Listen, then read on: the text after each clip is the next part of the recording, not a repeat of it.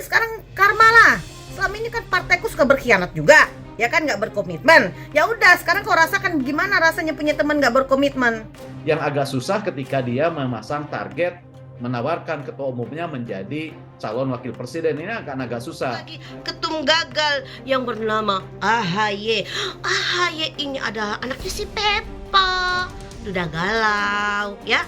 Keturunan dari rezim gagal, 10 tahun gagal ya. SBY, Susilo Bambang Yudhoyono. Dengan izin Allah, masa Pak Prabowo untuk memimpin kita semua adalah melalui Pilpres yang akan datang. For you, saya siap turun dulu.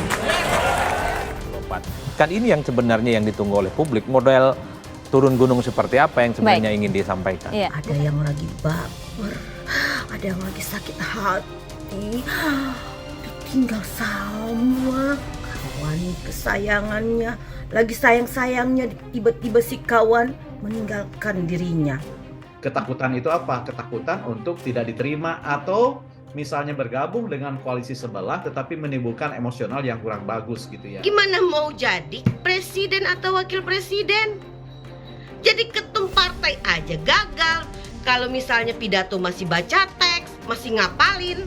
Rasa-rasanya memang yang ditunggu oleh publik di 2024 ini turun gunung seperti apa yang sebenarnya ingin dilakukan oleh SBY. Apakah hanya sebatas mengimbau kepada Partai Demokrat untuk all out, untuk total ya mendukung Prabowo menang ya tanpa SBY turun langsung, ataukah memang SBY ini akan bekerja secara maksimal mengkonsolidasi, mensosialisasikan sosok Prabowo Subianto dari satu kantong suara ke kantong suara yang lain ya tentu. Ya, ini pengalaman kau berpolitik seperti ini. Kan selama ini partaiku suka begitu kan, suka nikung juga di ujung-ujung gitu ya kan.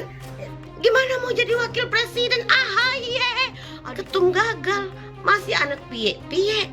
Tapi memang sebenarnya si AHY ini adalah korban dari ambisi bapaknya. Memang sepertinya cinta lama bersemi kembali antara Demokrat dan Partai Gerindra ini atau dengan kekuatan yang dimaksud oleh Prabowo Subianto itu akan terjadi.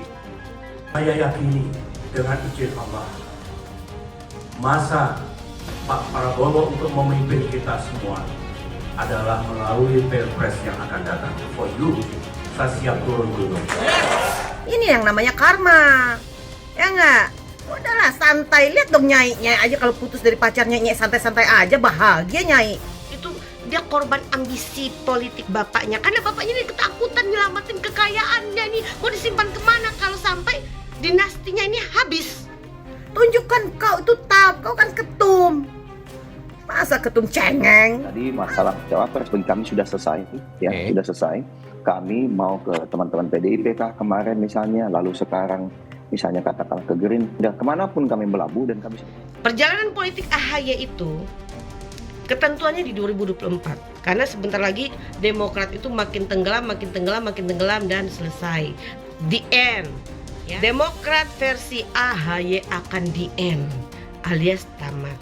Ya. Dikomunikasikan, diputuskan bersama-sama. Nanti pada saatnya Partai Demokrat sudah secara resmi mendeklarasikan pilihan politiknya. Oh, kita hormati, bukan hanya Demokrat, partai lain juga kita hormati. Sudah disepakati, nanti kita umumkan dan deklarasikan secara resmi. Seperti dalam pemilu 2014 kalau tidak salah, dia mendukung koalisi Prabowo tapi tidak menjadi anggota koalisi. Tapi sepertinya untuk pemilu 2024 ini Demokrat akan tegas kali ini masuk menjadi anggota koalisi. Hanya tinggal pertanyaannya, kalau sekedar ingin menjadi anggota koalisi, menurut saya ke kubu manapun tidak akan susah. Deklarasi koalisi Partai Nasdem dan PKB yang mengusung calon presiden Anies Baswedan dan calon wakil presiden Mohaimin Iskandar atau Caimin membuat Partai Demokrat mundur dari koalisi pendukung mantan gubernur DKI Jakarta itu. Partai Demokrat pun merasa dikhianati dan sakit hati terhadap sikap politik yang ditujukan Surya Paloh, Partai Nasdem dan Anies Baswedan. Partai Demokrat mengungkapkan bahwa Anies sebenarnya sudah melamar Ketua Umum Partai Demokrat Agus Harimurti Yudhoyono untuk menjadi pendampingnya dalam pemilihan presiden 2024 mendatang.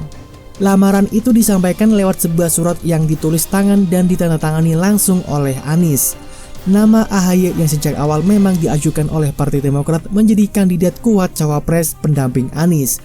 Hal itu pun diakui oleh Anies dalam acara Mata Najwa bertajuk eksklusif Blak-Blakan Anies Muhaimin yang mengatakan AHY adalah calon kuat cawapres sebelum terjadinya deadlock di tim 8. Tapi, nyatanya pada hari Sabtu 3 September 2023 lalu, Anies mendeklarasikan diri berpasangan dengan Ketua Umum PKB Caimin di Surabaya, Jawa Timur. Partai berlambang bintang Mercy itu pun kemudian merasa Anies dan Ketua Umum Partai Nasdem Surya Paloh telah membuat keputusan sepihak tanpa melibatkan rekan koalisi lainnya.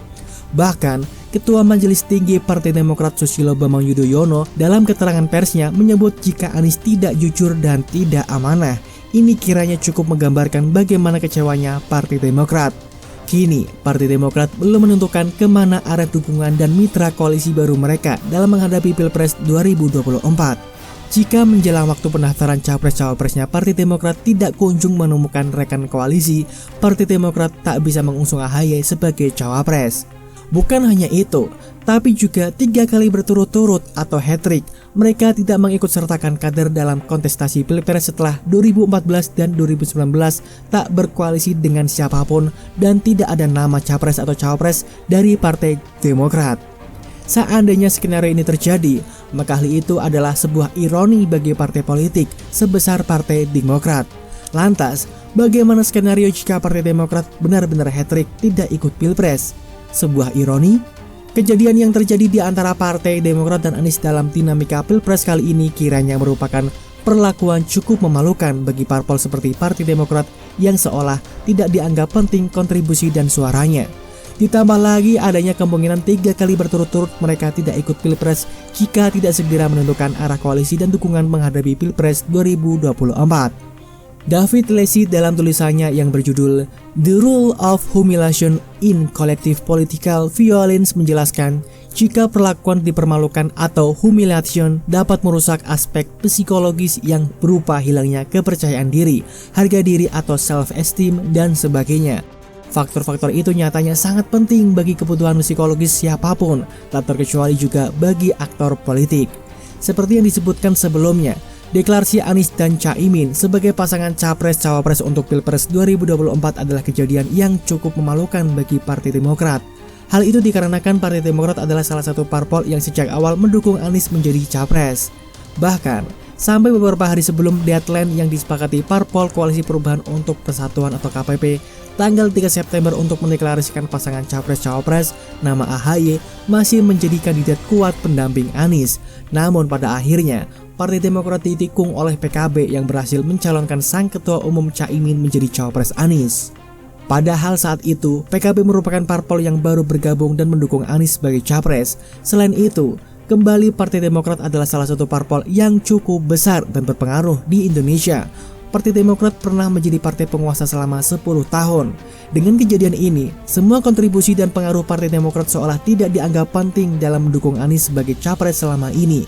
Jika dilihat lebih jauh lagi, mungkin saja nama AHY bukan nama yang dianggap dapat mendongkrak suara Anies dalam Pilpres 2024 nanti. Kiranya ini bisa dikatakan sebagai political humiliation sebagai sebuah kejadian yang cukup memalukan bagi Partai Demokrat. Mengingat AHY adalah salah satu kader terbaik Partai Demokrat dan digadang-gadang menjadi pewaris sosok SBY. Segala kejadian ini tampaknya akan menjatuhkan mental sebelum bertanding para petinggi dan kader Partai Demokrat yang sudah sejak awal mendorong majunya AHY menjadi cawapres Anies. Partai Demokrat kiranya harus segera menemukan solusi dan menyusun ulang strategi mereka dalam menghadapi Pilpres 2024 nanti, termasuk menentukan arah dukungan dan mitra koalisi baru yang bisa memberi peluang posisi cawapres untuk AHY. Lalu, apa yang harus dilakukan Partai Demokrat dalam waktu yang sempit menjelang pendaftaran cawapres-cawapres? Kemana harusnya Partai Demokrat menentukan arah koalisi? Tak ubahnya seperti matematika, politik dunia adalah yang penuh dengan kalkulasi untuk dapat memenangkan kontestasi dan mencapai tujuan. Segala kemungkinan dan skenario dalam politik harus diperhitungkan dengan matang agar tak salah dalam mengambil langkah politik. Hal ini harus diperhatikan oleh Partai Demokrat dalam menentukan arah koalisi jelang Pilpres 2024 agar tujuan menjadikan AHY sebagai cawapres dapat tercapai.